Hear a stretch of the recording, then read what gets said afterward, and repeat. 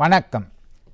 STPM புதிய தேர்வு முறையின் வழி 912 தமிழ் மொழி பாடம் குறித்த விளக்கங்களை தருவதில் மலேசிய தேர்வு வாரியம் பெரிதும் மகிழ்ச்சி அடைகின்றது. இந்த பாடத்திட்டம் கடந்த 2000ஆம் ஆண்டு தொடங்கிய பழைய தமிழ்மொழி பாடத்திட்டத்திற்கு பதிலாக உருவாக்கப்பட்டுள்ளது. இந்த புதிய பாடத்திட்டம் 2012ஆம் ஆண்டு முதல் பயன்படுத்தப்படும். இந்த பாடத்திட்டத்தில் குறியிலக்கு, நோக்கம் என 2 உள்ளன. ஒன்று, 5 குறியிலக்குகளை முதலில் பார்ப்போம். இப்பாடத்திட்டம் மாணவர்கள் கீழ்கண்டவற்றை அடையும் குறியிலக்குகளை கொண்டுள்ளது. 1. உயர்நிலைப் பள்ளிக்கு ஏற்புடைய தமிழ்மொழி ஆற்றலை பெற்றிருப்பர். 2. உயர்கல்விக்கும் தொழிலுக்கும் தேவைப்படும் தமிழ்மொழியின் பயன்பாட்டு ஆற்றலை மேம்படுத்திக் கொள்வர். 3. தமிழ்மொழி, தமிழ் இலக்கிய வரலாறுகளை அறிவர். 4. தமிழ் படைப்பிலக்கிய வடிவங்கள், கோட்பாடுகள், திறனாய்வு சிந்தனைகள் ஆகிய கூறுகளில் கற்றலை மேம்படுத்துவர். 5. சங்க, இடைக்கால, நவீன தமிழ் இலக்கிய படைப்புகளை உயிர்த்து உணர்வதன் வழி ஆன்மீக உள உணர்வுகளை செழுமையுறச் செய்வர்.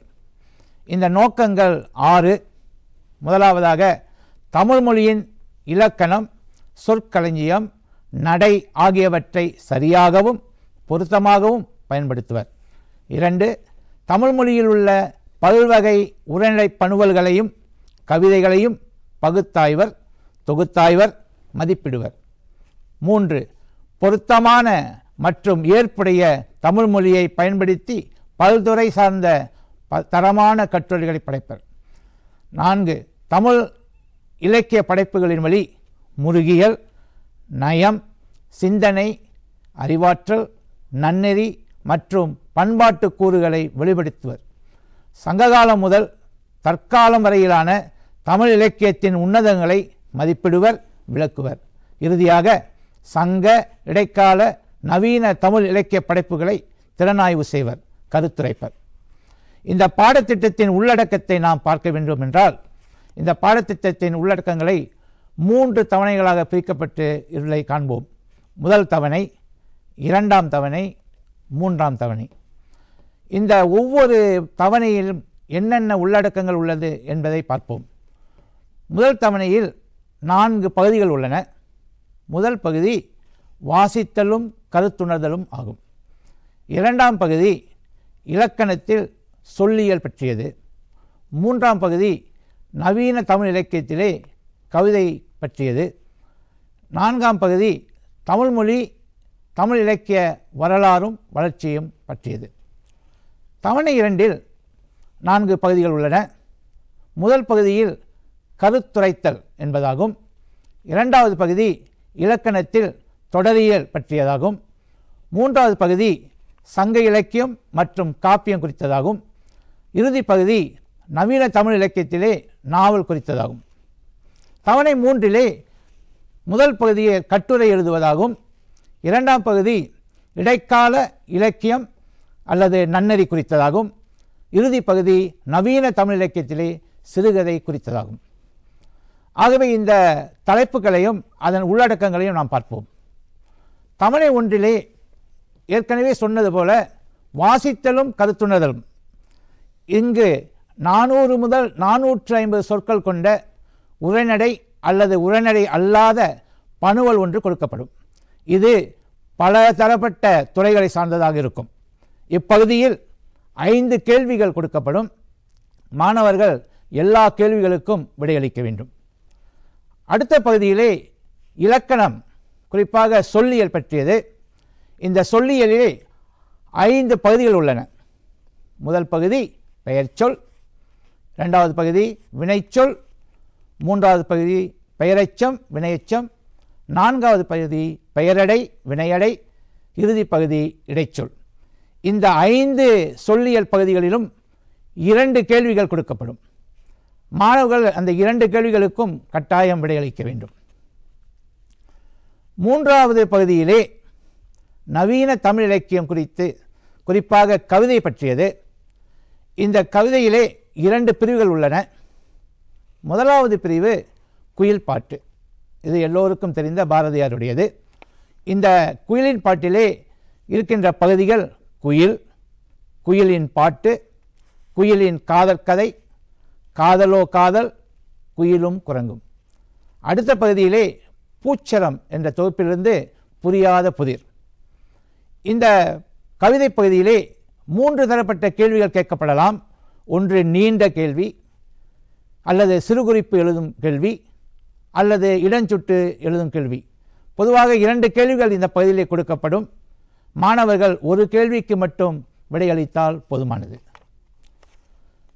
4வது பகுதியிலே நாம் தமிழ் மொழியின், தமிழ் இலக்கியத்தின் வரலாற்றையும் வளர்ச்சியையும் ஒரு குருவி பார்வை போல பார்க்க வேண்டும். எப்பொழுது தமிழ்மொழி தோன்றியதோ, எப்பொழுது தமிழ் இலக்கியம் தோன்றியதோ அன்று முதல் இன்று தற்காலம் வரை எவ்வளவு வளர்ச்சி கண்டிருக்கின்றது என்பதை நாம் பார்க்க போகின்றோம். தமிழ் மொழியின் வரலாறும் வளர்ச்சியும், தமிழ் இலக்கிய வரலாறும் வளர்ச்சியும். ஆகவே இந்த பகுதியிலே குறிப்பிட்ட சில கேள்விகள், குறிப்பிட்ட சில பகுதியிலிருந்து கேள்விகள் கேட்கப்படும். அதே போன்று இப்பதிவில் நீண்ட கேள்வியாக இருக்கலாம், சிறு குறிப்பு எழுதுதலாக இருக்கலாம். மாணவர்கள் 2 கேள்விகளில் ஒரு கேள்விக்கு மட்டும் விடையளித்தால் போதுமானது. அடுத்து நாம் 2ஆம் தவணையில் உள்ள உள்ளடக்கங்களை பார்ப்போம். 2ஆம் தவணையில் 4 பகுதிகள் இருப்பதாக நாம் அறிந்தோம். முதலாவது பகுதியில் கருத்துரைத்தல். இந்த கருத்துரைத்தல் குறித்து ஒரு பகுதி அல்லது பணுவல் கொடுக்கப்படும். அந்த பணுவல் ஏறக்குறைய 300 சொற்களாக இருக்கும். ஏற்கனவே சொன்னது போல இந்த பணுவலும் பல துறைகளை சார்ந்த பணுவலாக இருக்கும். மாணவர்கள் இந்த பணுவலை படித்து அதனை 100 சொற்களுக்கு கருத்துரைக்க வேண்டும். ஆனால் மாணவர்கள் பொதுவாக கருத்துரைத்தலுக்கும் சுருக்கம் எழுதுவதற்கும் வேறுபாட்டை தெரிந்து கொண்டிருப்பது மிகவும் முக்கியமான ஒன்று. 2வது இலக்கண பகுதியிலே தொடரியல் பற்றி தெரிந்தது. இந்த தொடரிலேயே நாம் கொடுத்திருப்பது பொதுவானது 4 பகுதிகள். ஒன்று தொகைநிலை தொடர், 2வது தொகாநிலை தொடர், 3வது வாக்கியம், 4வது பிழை ஆய்வு. இந்த ஒவ்வொரு பகுதியின் கீழே நாம் நிறைய உள்ளடக்கங்களை வைத்திருக்கின்றோம். மாணவர்கள் அந்த பாடத்திட்டத்தை பார்த்து நன்றாக தெரிந்து கொள்ள வேண்டும். மொழி ஆய்விற்கு ஒரு பணுவல் அல்லது பல வாக்கியங்கள் கொடுக்கப்படும். இந்த பகுதியிலே 3 கேள்விகள் கேட்கப்படும். மாணவர்கள் 3 கேள்விகளுக்கும் விடை அளிக்க வேண்டும். 3வது பகுதி சங்க இலக்கியம் அல்லது காப்பியம் குறித்தது. இதிலே நாம் அகநானூறு, பதிற்றுப்பத்து, நலவெண்பா ஆகிய பகுதிகளை உள்ளடக்கியிருக்கின்றோம். இந்த அகநானூற்றிலே நாம் 5 பாடல்களை கொண்டிருக்கின்றோம்.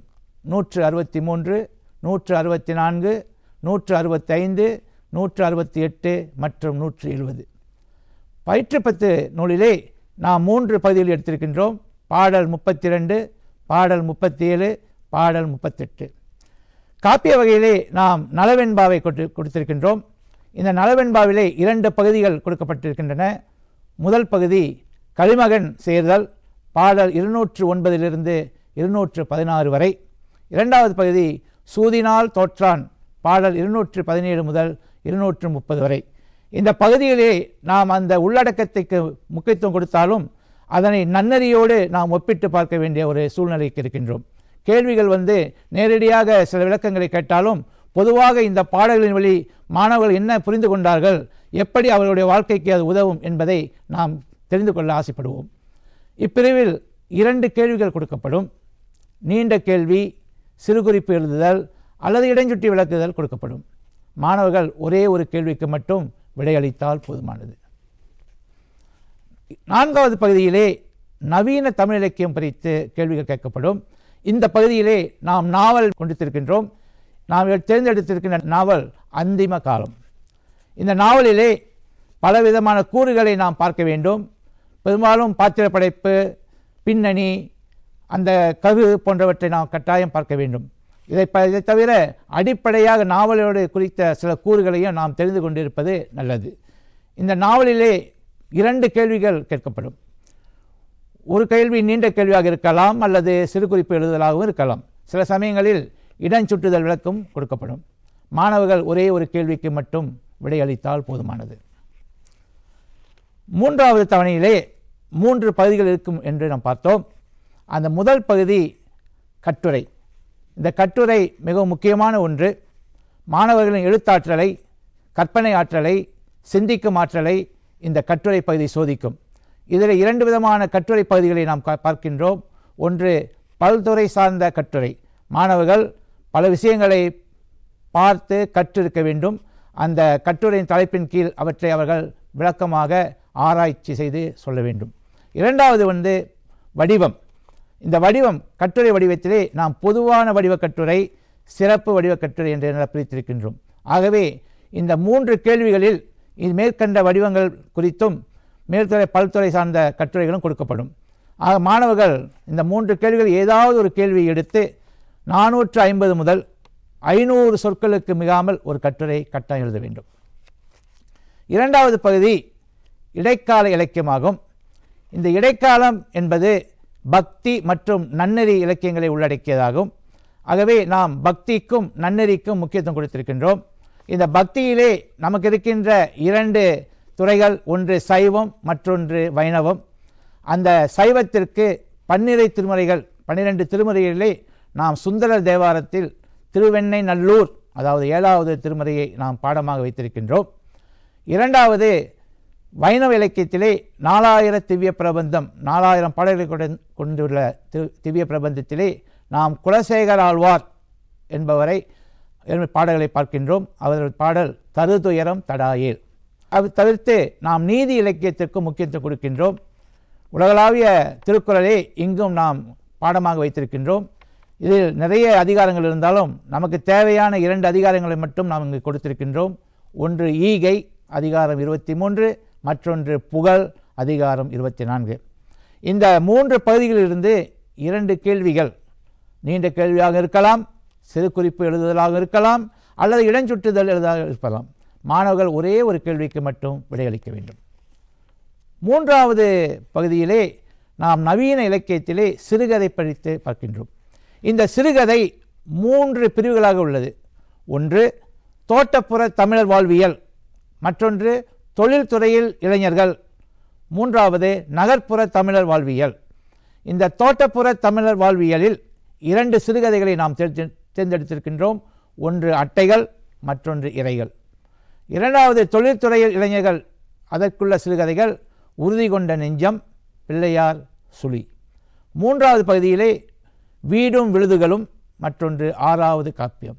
ஆகவே நாவலுக்கு சொன்னது போல சில கூறுகளை இந்த சிறுகதையிலும் மாணவர்கள் படித்திருக்க வேண்டும். இப்பிரிவிலும் நீண்ட கேள்வி இடம்பெறும், சிறுகுறிப்பு எழுதல் இடம்பெறும், அல்லது இடஞ்சுட்டுதல் என இடம்பெறும். மொத்தம் 2 கேள்விகள் கேட்கப்பட்டாலும் மாணவர்கள் ஒரே ஒரு கேள்விக்கு மட்டும் விடையளித்தால் போதுமானது. ஆகவே இந்த புதிய பாடத்திட்டத்தின் கீழே நாம் உள்ளடக்கங்களை பார்த்தோம், பிரிவுகளை பார்த்தோம். இந்த பிரிவுகளை எப்படி நாம் மதிப்பீடு செய்கின்றோம் என்பதை இப்போது ஓரளவுக்கு பார்க்க வேண்டும். அந்த மதிப்பீட்டு முறை எப்படி? இப்பொழுது நாம் 9-1-2-1, 9-1-2-2, 9-1-2-3 என 3 வகையாக பிரித்திருக்கின்றோம். இந்த ஒவ்வொரு பகுதியும் ஒவ்வொரு தவணையில் வரும். நாம் முழுமையாக எழுதும் சோதனையை மட்டுமே பெற்றிருக்க வேண்டும். முதல் பகுதியிலே வாசித்தலும் கருத்துணர்தலும், இலக்கணம், சொல்லியல், நவீன இலக்கியம், கவிதை, தமிழ்மொழி இலக்கிய வரலாறு வளர்ச்சியும் ஆகிய பகுதிகளை பார்க்கும் பொழுது வாசித்தலும் கருத்துணர்தலுக்கும் நாம் 30% புள்ளிகளை கொடுக்கின்றோம். 100 புள்ளிகள் என்றால் அதற்கு 30 புள்ளிகள் ஆகும். 2வது பகுதியிலே நாம் சொல்லியலுக்கு 20 புள்ளிகள் தருகின்றோம். 3வது பகுதியிலே கவிதைக்கு 25 புள்ளிகள் கொடுத்திருக்கின்றோம். இறுதி பகுதிக்கும் 25 புள்ளிகள் கொடுத்திருக்கின்றோம். 9-1-2-2 எழுதும் சோதனையில் 4 பகுதிகள் இருக்கிறதாக சொன்னோம். இந்த ஒவ்வொரு பகுதிக்கும் நாம் தலா 25 புள்ளிகள் கொடுக்கின்றோம். அதாவது கருத்துரைத்தல், தொடரியல், சங்க இலக்கியம் அல்லது காப்பியம், நவீன இலக்கியம் அல்லது நாவல். இதில் மாணவர்கள் கருத்துரைத்தலை பற்றி நன்றாக சிந்திக்க வேண்டும். கொடுக்கப்பட்ட பணுவலை சுருக்கி எழுதினால் புள்ளிகள் கிடைக்காது. அவர்கள் விளங்கி கொண்டு தங்களுடைய சொந்த கருத்துக்களை புகுத்தினால்தான் நிறைய மார்க்குகள் அவர்களுக்கு கிடைக்கும்.